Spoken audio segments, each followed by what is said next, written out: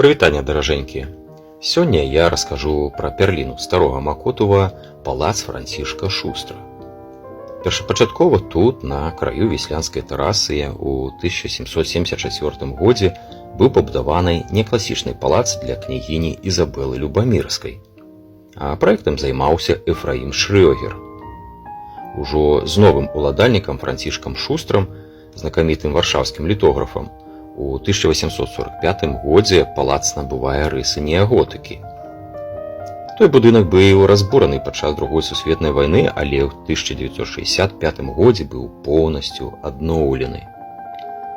Будынак вылучаецца сваімі архітэктурнымі формамі. З усходу да яго прымыкае тэраса, дзе ўражліваюць дзве гермы, падтрымліваючы ўваходную арку.